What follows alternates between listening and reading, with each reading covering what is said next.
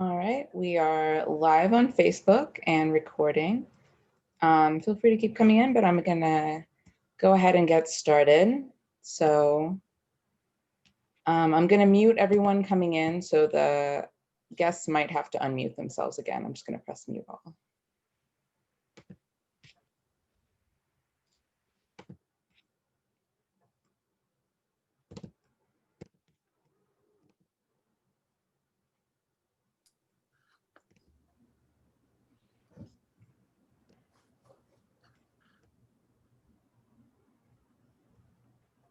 Okay, so welcome. Hello, welcome to your MyOCN community. My name is Noelle Wright, and I'll be moderating today's Let's Talk program. We love hearing from you around the world, and thank you for sharing your inspirational faith-based stories during this crisis. Please use the sidebar chat to share where you're joining from, and we ask that you invite others to join MyOCN community. We are a welcoming community, one web, one faith, one community, OCN. A few reminders: please be respectful and polite with the opinions of others. We know people have some strong opinions, but just please deliver them politely and try to stay calm. Please remain muted when you aren't speaking. You can raise your hand by clicking the raise hand function, and you can also just write your question in the sidebar to ask a question. You can also share any comments you have in the side chat. This is a live program shared on MyOCN Facebook, and please note this program is being recorded. We will have it on myocn.net so you can share it with others. And after these messages, I'm going to share a link in the chat box so you can send it to others. All right. Orthodox Christian Network is a 501c3 corporation that is a 100% donor-supported ministry. We're the premier platform promising access to the fullest life through a timeless faith. MyOCN community continues to be an anchor for the past 26 years to hold us in place so we can have faith over fear. OCN provides free 24/7 streaming Orthodox Christian radio and television programming, including Orthodox Christian video, music, and talk radio.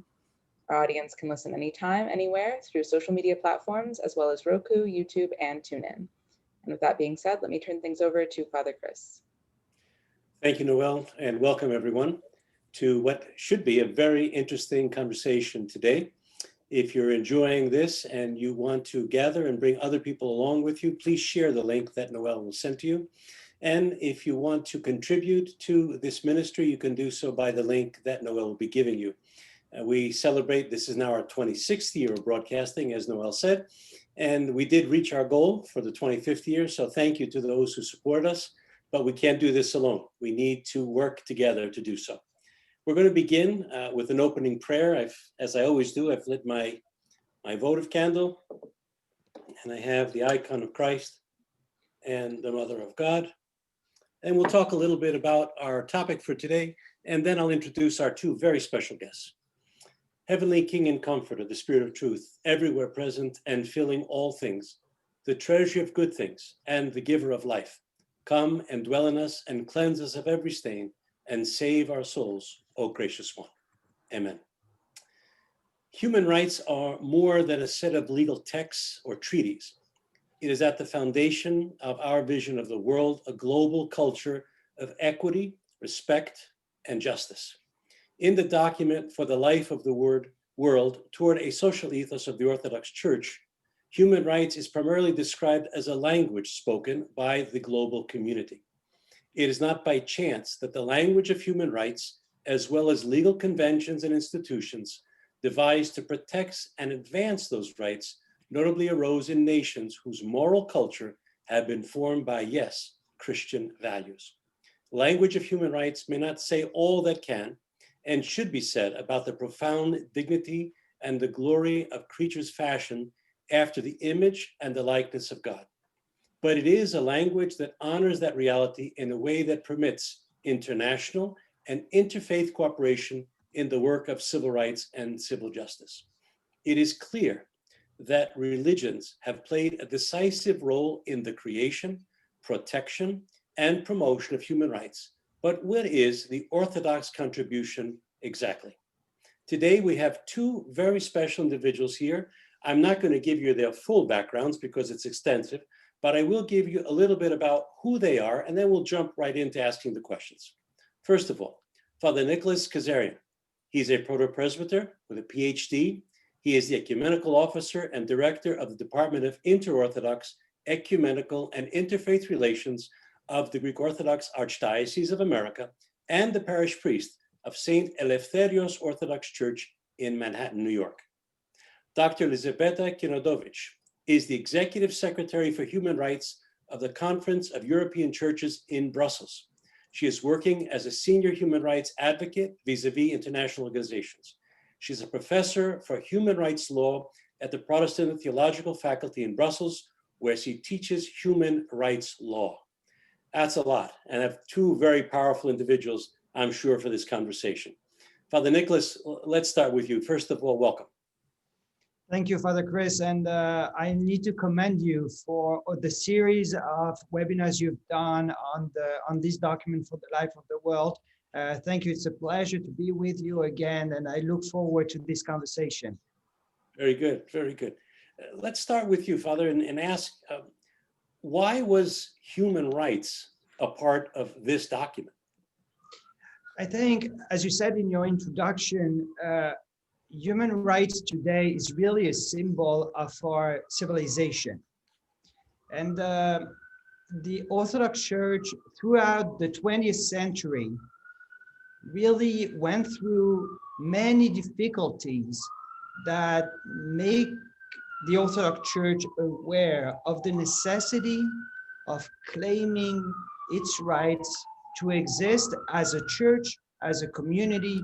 And if you go back from the beginning of the 20th century and the Russian Revolution in 1917, the experience of the Gulag, the exchange of populations, the various wars in the Balkans, the political restructuration of the Middle East after 48, and many other historical events, Orthodoxy has really been the victim of this geopolitical reconstruction of the world, making it really aware of what it means not to have rights. So the importance of human rights in this document and in the teaching of the Orthodox Church now is to the level of her not being able to enjoy these rights. And for those who live in a free society, we take human rights many times for granted. And we don't look back at the foundation, as we've said in the beginning, that the church structure, whether it be Orthodox or others, had something to do with that human rights issue, right? Right, and I mean, the thing is, for example, it makes sense that the only two documents in the Orthodox Church that deal with human rights are either a Russian document from 2000 or a document prepared by the Ecumenical Patriarchate. This experience of this traumatic experience of not being able to enjoy these rights, especially now for the Ecumenical Patriarchate in Turkey, also explains why it is a priority for us, not only as a selfish experience of claiming our own freedom, but because we know what it means not to have the freedom to exercise our faith the way we would like. We want that freedom to be shared with all the people that are also in the same context. Okay. And when we deal with the term human rights, Father, before I go over to Elizabeta, can you define for us, I mean, I think maybe it's an obvious question, but people may ask, okay, human rights, quote unquote, what does that mean? I mean, that's the thing. The more we use an expression, the more difficult it is to define. And I'm sure Elisabetta would not have the exact same definition of human rights as I have. For me, human rights, I would understand it in its historical process and development as, you know, a set of rules, a set of rights, declaration, international agreements, and other documents. But for me, what is reflected really in this document, human rights is a language. It is something that is spoken by all of us. It is a language that each one of us, even without knowing it, is speaking. So human rights is more of a cultural dimension of today's life. The right to be able to satisfy and acknowledge our own human dignity. How is this human dignity protected by the human rights? Okay. And obviously, before I go over to Elizabeth, we're talking really about recognizing the image and the likeness within each creature, the creation. And the creator creates the creature, right? So if we are understanding the image, which cannot be affected by anything, we realize that God implants that within people from an Orthodox perspective. And the likeness is what we're all working on. So we try during our programs to take a little bit of the Orthodox theology and also implant that within these documents. So that's really good. Elizabeth, let me come to you. Let me start by asking you, you teach human rights. What do you define human rights as? Well, first of all, big thanks to all of you for inviting me. I am really honored to participate in this webinar on Orthodoxy and human rights. And I need to say it's the first time that I have this opportunity after many years working on these issues, in a sense that we are really discussing this precise dimension. So when I teach human rights law, in the core of the human rights law, we are talking basically what you have said, Father Chris and Father Nicholas, about protection of human dignity. That is the center. That is the main reason why human rights legal international architecture exists as such. And the principles that we find in the Universal Declaration of Human Rights, which is old more than 70 years, we find all these principles actually in Bible first. And the theological principles from our Orthodox perspectives are embedded in the international human rights law. So from my research that I have done so far, I could see very easily that the Bible is fundament of the international law, in fact. And in the Universal Declaration of Human Rights, we can see that there are core principles like universality, then that human rights are interdependent, they're interrelated. It means we cannot just pick up one right that we like and then deny the other rights. So we need to accept the whole concept. And this concept of human rights is there to protect vulnerable groups and vulnerable people. And they're based on the principle also of equality and non-discrimination. So, and if we are going to look at biblical text, what Father Chris, you have said in Genesis 1:27, we have it says that God created human beings in his own image. And so we have this image of God, and that we're actually protecting with these secular laws. So the challenge with human rights laws today is that, of course, they are not perfect. Of course, that theology goes far beyond. And the explanation of the protection of human dignity is, wonderfully explained in our Orthodox theology. And there are certain things also which are missing in the international human rights law, and what we actually can find in the Orthodox theology. And sometimes we also can hurt this dignity by ourselves. It is not only the state which can violate human dignity of individuals and the communities. By committing sin, we also can violate our dignity ourselves.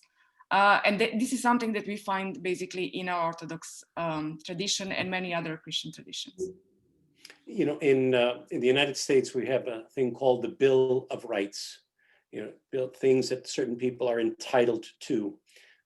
In an international forum, you're in Brussels, okay? And you're speaking to us from Brussels. You're at the EU, near the EU, I would think. Is there a sort of Bill of Rights, international Bill of Rights, that you could enlighten the group? They may not be aware of it. Yes. Absolutely. So from European perspective, there are so many, let's say, European documents which are protecting human dignity of people. So in the Lisbon Treaty, which was adopted by the European Union in 2009, there is a document which is called EU Charter of Fundamental Rights. And in 2019, we had 10 years anniversary. And 10 years for one international document to come to the light, to be implemented, you know, like by the courts, by the governments, to be used in the advocacy area, it's not too long period.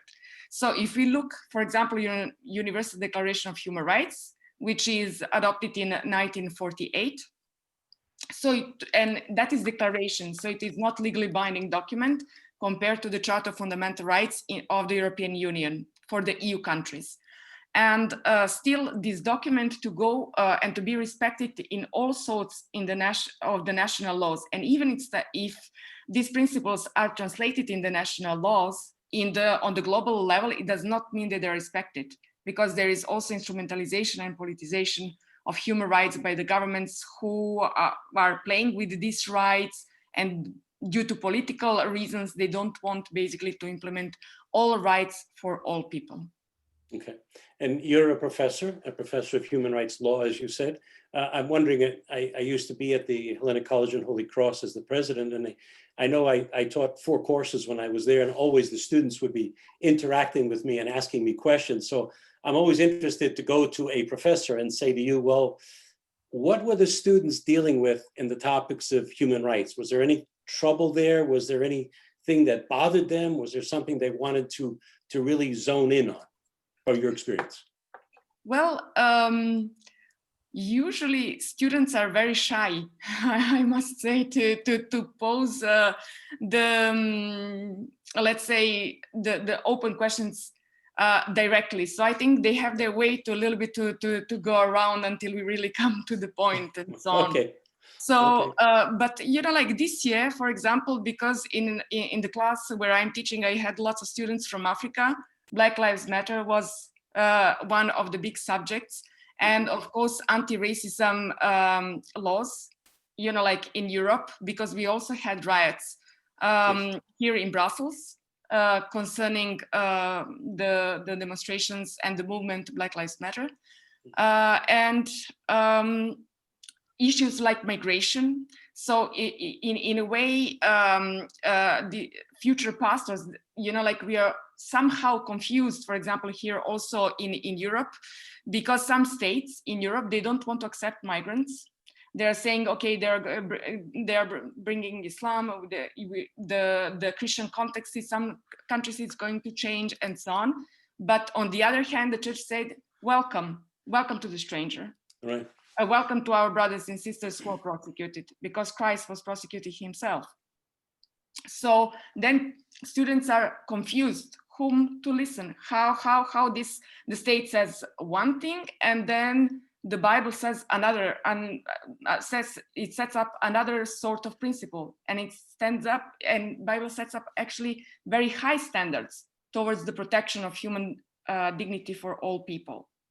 And sometimes that is difficult to make peace and so on. This is why in the class, the students are practicing how to write advocacy letters, how to address the situation directly in their own home countries or any country of particular concern that they are coming from or where they are living.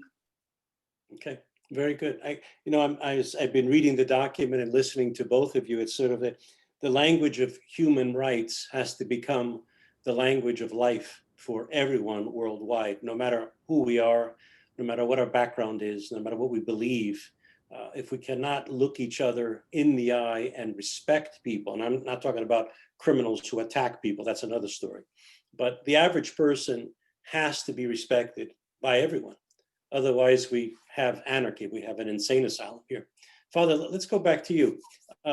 Fundamental theological aspects of human rights. Can you put your finger on a couple of those?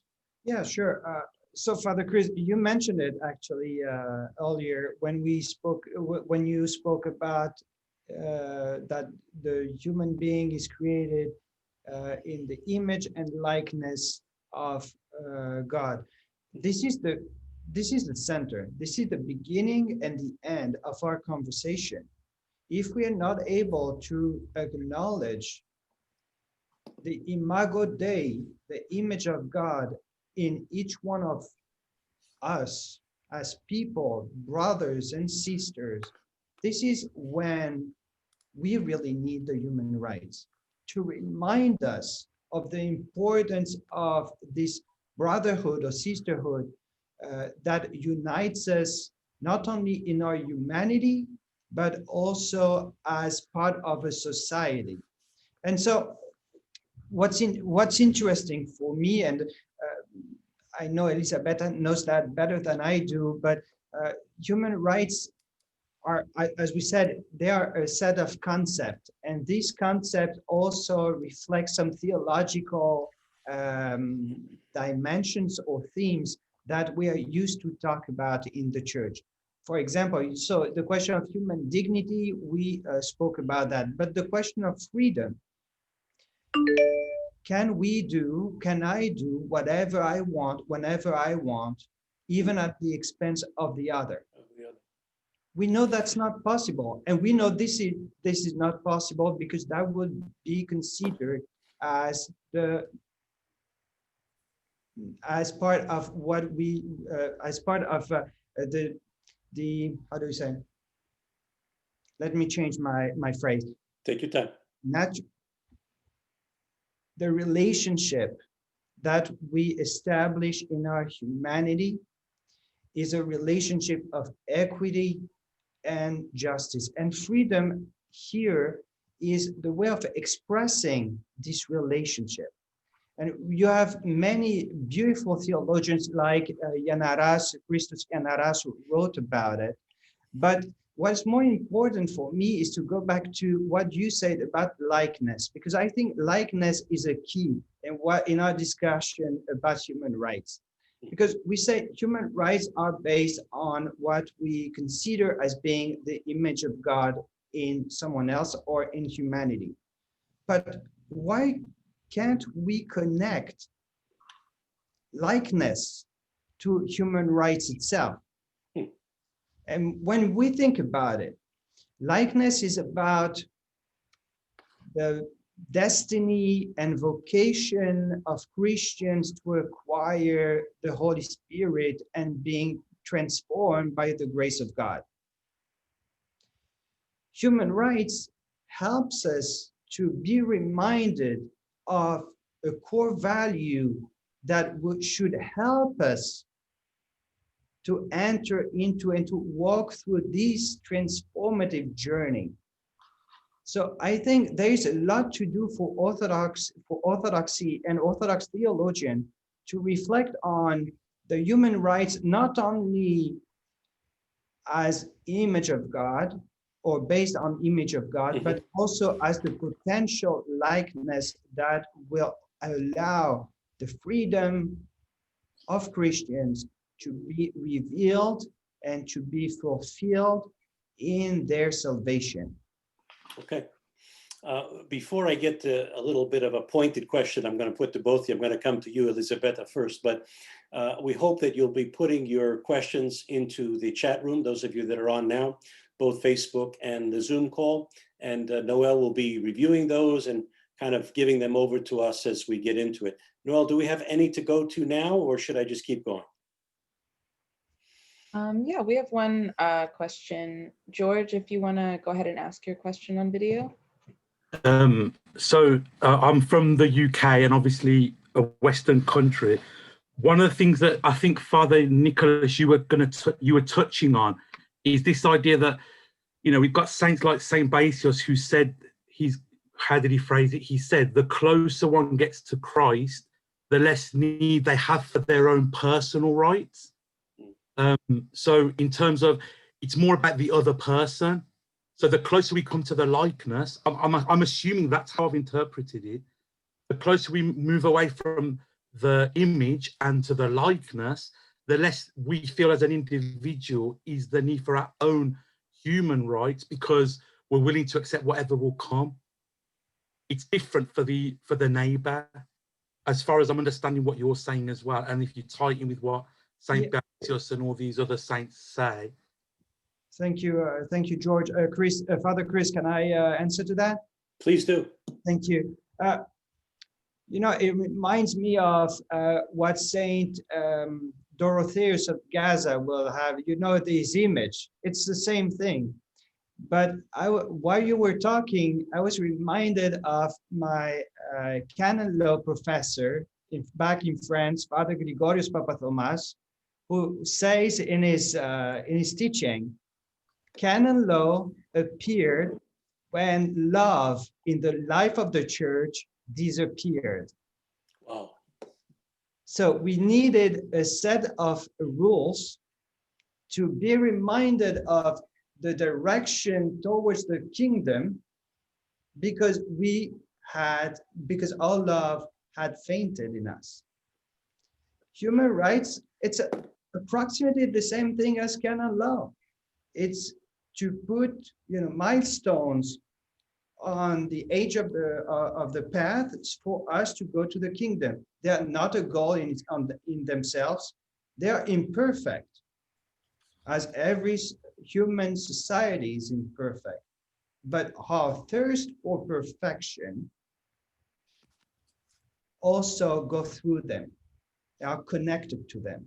And I agree, at some point, maybe we won't need human rights, but let's be realistic here. We live in a fallen world, and human rights are important for us because they are reminders of the biblical and the evangelical moral that we should follow. Well, you brought up the refrigerator moment. Every gathering we have sort of this refrigerator moment where you take the words and you type them in your computer and Word document and you put it up on your refrigerator. And you said, canon law appeared when love disappeared. Is that what you said? That's what he said. I mean, that's what he said. And the saint again, that's please? Father Gregorius Papathomas, yeah. He's probably a saint. Okay, very good. Wow, very good, very good. Another question, Noel. Because I'm going to come to Elizabeth in a minute. I have a question I want to ask. Go ahead with your questions, Father Chris, and I'll have more for you later. Okay, Doctor, I have a question for you. We live in a narcissistic society. We don't live in this holy society. We live in the real world. And unfortunately, the real world, as we know, is corrupt, the corrupted nature. So the question is to you, and then I'll go to Father Nicholas. You're in the center there. You're near the EU. Is it worth it to even be concerned with these things? Or should we just let everybody go? And they say in Greek, opion pario charos, whatever death grabs, and we don't worry about anything else. What do you think? Well, it's a very interesting question, Father Chris. So I sometimes like to joke that actually we are living in Babylon here in Brussels, like when you're seeing these huge buildings of the European institutions, which are really, really so much high than any human beings, ones get this interesting impression. So, but I think it is absolutely worth, because it is not everything, I don't know, like so pessimistic or so difficult, exactly because we have these human rights. And especially it's important that as Orthodox Christians, we also voice our concerns, because if we leave it, it's going to be worse. And this is what is mainly our job here, of also other Orthodox offices here which exist in Brussels. It is to voice concerns of the Orthodox Christians and also Christians in general. And there are also other faiths who they have their offices as well here to voice their issues, because simply European Union, it is economic union, and European Union has economic and trade agreements all around the world with third countries nationals, with developed countries, and so on and so on. And what is important when European Union and Europe does trade with third countries, usually in the economic and trade agreements, there is human rights clause. What does it mean? It means that the country, the European Union, should not normally continue to do the trade if certain country violates human rights. So with that precise country. And if Christians and civil society voice their concern, European Union is supposed not to do that. So because we need to make a pressure that human rights and international law are implemented. So imagine that European Union would just trade with no matter and with not paying at all attention about vulnerable groups, about vulnerable societies, how inhuman world it would be. It would be horrible. It would be horrible. And I see human rights basically as theologian, as primarily tasked to witness my faith today. Because without human rights law, so this is a common set of standards that people could agree, that member states could agree. It's not perfect, it's far away from this. Like democracy, it's not perfect, there are lots of problems with it, but we don't have better. We don't have better systems, so we need to stick with what we have. And in order to practice human rights law, we need to know very well international human rights instruments and mechanisms, and to look how best we can voice our concerns on the issues that matter to us and to our faith. Because if we look, for example, societies, the main sins of today are sins like racism, like xenophobia, like discrimination, marginalization, everything which hurts actually dignity of other people. Okay. Father Nicholas, you want to take a stab at that? Oh no, she was wonderful. It was good, right on, right on target. Any questions, Noel, we can go to? Otherwise, I can keep going.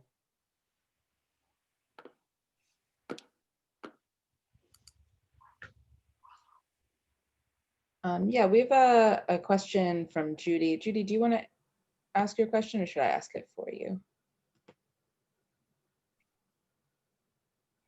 I see Judy would have to unmute if she's going to ask it, right? Judy Drago? Well, I can go ahead and read the question. Okay, why don't you? How will the church deal with human rights when there are those seeking to abolish freedom of religion? This is a reality in America. And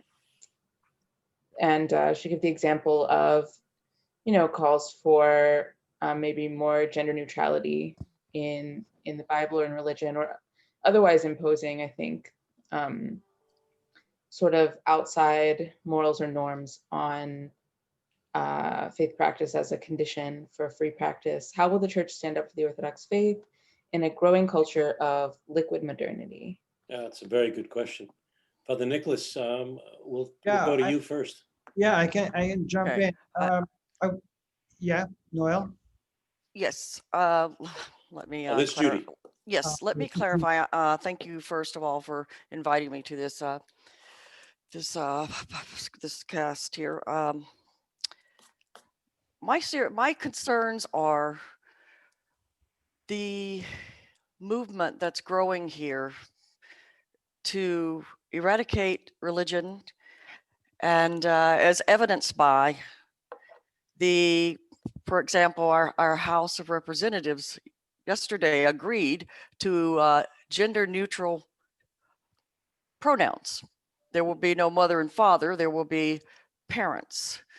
No brother, sister, there will be siblings. This is a reality for us. It is also a reality for us that we've had people walk in, protesters walk in, and harm people physically while in church. There is a growing issue for to allow homosexuality in the church, which is, I find, deeply disturbing. And I have, as unrepentant, I want you to keep in mind, I'm speaking of people who are unrepentant, people who are not going to adjust their lifestyle in any way.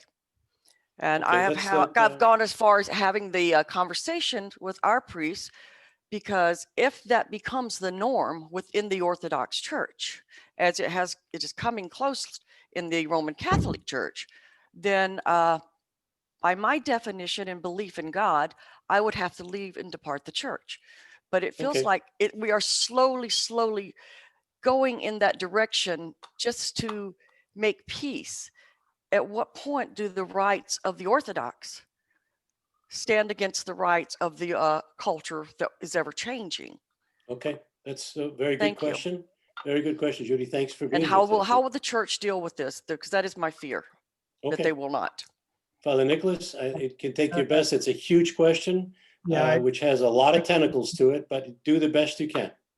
thank you, Jolly. And I think it's a really good question. It's a very difficult question as well. Coming from, so Father Chris didn't say that, but so I was born and raised in France. My dad is a Greek Orthodox priest in France. And the level of secularization there has offered opportunities to think these things a couple of years before the United States.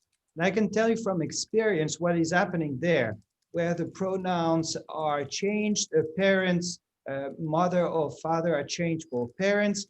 What I've seen is the cohabitation of the two systems.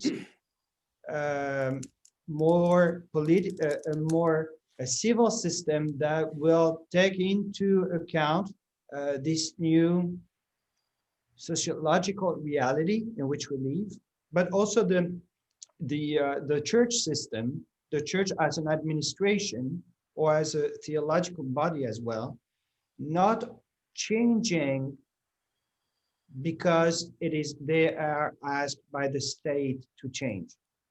And I think the reality is, it is a good thing to have a conversation about it, but doesn't mean we're going to change. It's a good thing to be able to create a room for dialogue and explain why our tradition is such, and why, because we embrace tradition, we are not afraid of dealing with these questions and talking about these questions in the public sphere, but also that we have to be faithful to our own faith. So that's how I think, pastorally speaking, we should serve our people in the Orthodox Church, and more broadly, the society in which we live. We are not completely outside of the society, but we have something to say about what is happening. Okay, Elisabetta, do you want to touch that too? Yes, thank you. A very interesting question. In Brussels, we would say $1 million question. So let me try to say something on that. So from experience that I have seen living here in Brussels for more than 13 years, is that in many churches there was division around this issue, and there were referendums in many countries where faithful, especially in the northern part of Europe, have expressed themselves how do they see certain laws related to homosexuality and gender-based language and so on and so on. And it happened in many churches that churches were torn apart because of this question.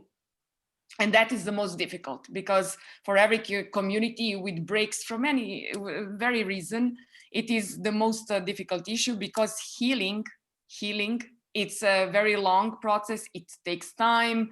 And of course, we should be one in Jesus Christ. So we need to find a way to coexist also as Orthodox Christians, because people have simply different opinions. What is important from the secular legislature is to balance actually religious freedom with other fundamental rights. That is the way to go. So not to go to one end, but to keep society together, that everybody can find their place in a society, that no one feels marginalized, that no one feels discriminated, and so on, that let's say faiths and religions and all these teachings who are there for centuries. So Bible is there for centuries. Human rights law lasts 70 years. The way we know it as international legal system that we are dealing today. And what it happened in the past, and I think that we are also paying a little bit the price of the past. And this is when minorities are oppressed for a long time, and when we didn't give a hand to minorities, like as people, as society, as neighbors, as as anyone else, that is now a little bit bouncing back. So, and here I would also like to, so for legislator, it's important to balance this, right? But for society, it's very important to have this dialogue, what Father Nicola said very nicely, dialogue between majority and minorities, that minorities also can say, hey, I don't feel in this society comfortable about this and this and this. And then on the human level and on the dialogue level, with the good faith, that these situations are overcome in the best manner for everybody. You see that the decisions in a society we are bringing on the consensus-based principle, not on the voting-based principle, because then majority usually wins. But we need to listen the voice also of minorities in a sense, and to try to accommodate minorities in the best possible way that everybody simply feel comfortable, because at the moment of the history that one side prevails and so on, and we could see how secular society is changing, and it's going to continue to change. It's not going to stop, neither tomorrow, neither in a decade and so on. The question is also for us in the Orthodox Church, are we ready for the change? Are we following the change? Are we following not only this debate about gender-based questions and so on, but it's also about artificial intelligence and the cloning and the new technology, which is definitely going to change our everyday life. Are we ready for this? And where is the space? And what Judy said, okay, are we going to do certain advocacy? If yes, do we have a good strategy? What do we want to do with the legislator? What are our demands? And how do we see the space? Because if we put just, I'm afraid, let's say, issues in opposition, like black and white, I'm afraid that we are not going to win with that sort of argumentation.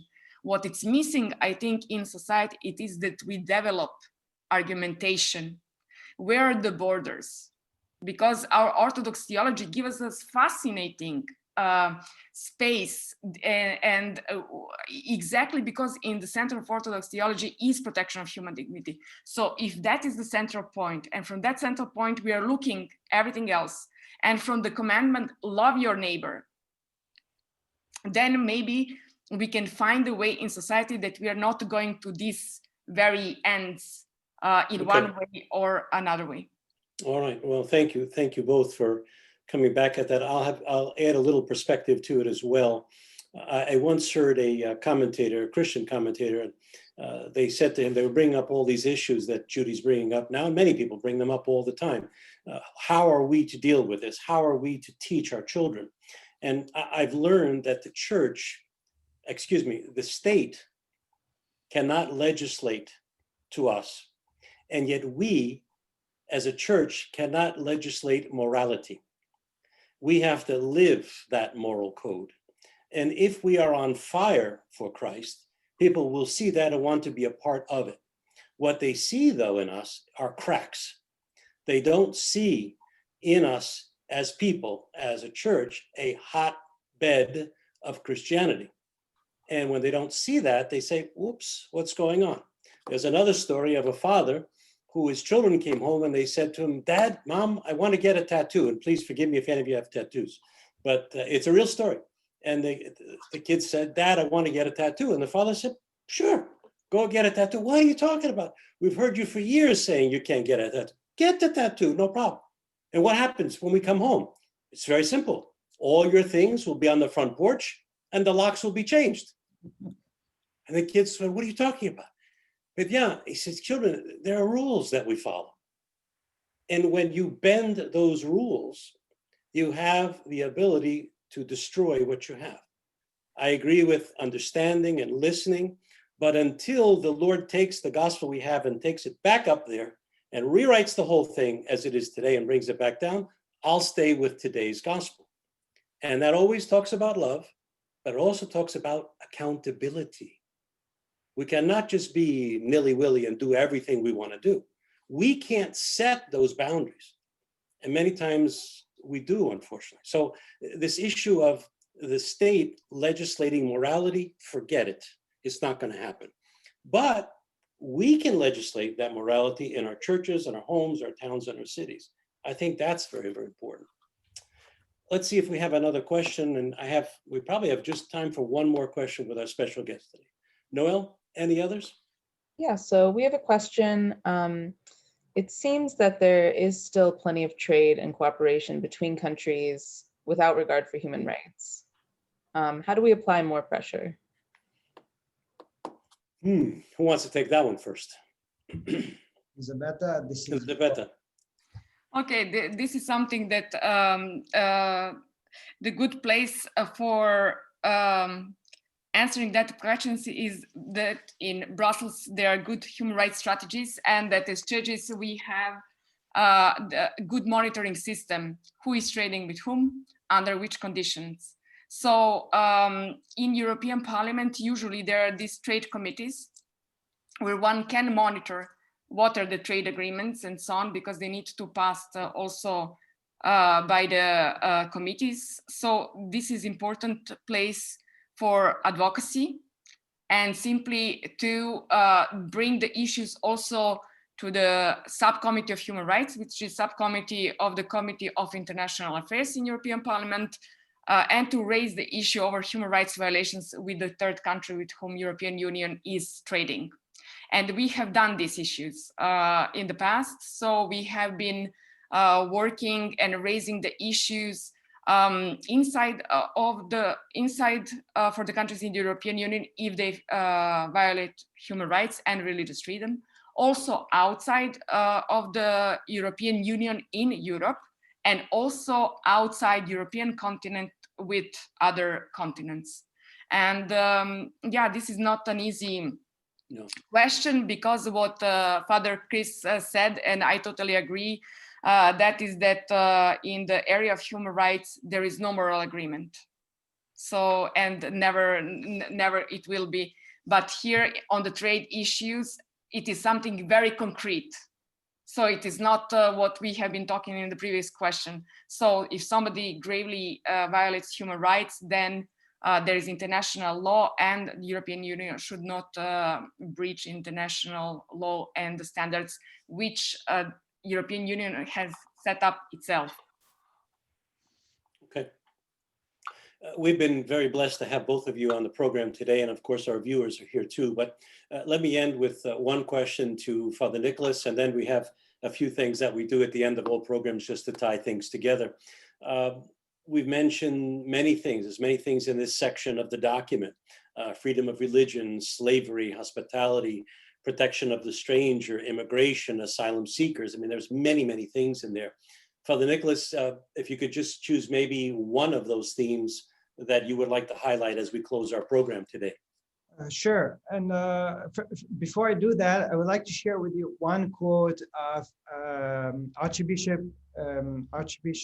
Anastasius of Albania, who wrote about, Orthodoxy and human rights. And at some point in his article, he says there is one right that is missing in the human rights. It is the right to love and to be loved. And I think this is exactly where we as Christian Orthodox should be working. We should be engaged. Doing that, the fact that the human rights are a set of laws and concepts and principles does not or invites us to be this dimension of human rights that we would like to share and to see shared with the world. The right to love and to be loved. And that connects with all the different aspects of the document that you mentioned, Father Chris, about the asylum seeker, the migrants, the protection of the stranger, slavery.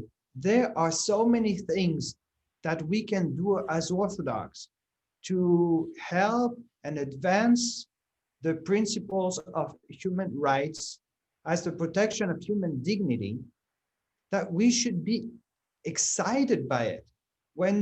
I'm not sure that everybody knows that the Ecumenical Patriarchate, for example, has organized several international conferences on slavery and modern slavery, for example. Yes. We at the Greek Orthodox Archdiocese, we've worked on racial reconciliation. We've worked on anti-Semitism and how Orthodoxy should respond to anti-Semitism. So I think there is a lot of room for us to be engaged and to really promote the values of human rights. At the same time, I understand what Judy said. And this is a fear that is shared by a lot of Orthodox, that Yes. human rights, when they're considered as in a more individualistic way, might come or call for being opposed to Orthodoxy. But I think we shouldn't be afraid of that. Let's see to our 2,000 years of history and the way the first Christians lived as communities in the first year of Christianity, where they were called to be in the world, but not of the world. Right. I think this dialectic is the key for us to understand our role in the society. The society is not an end in itself.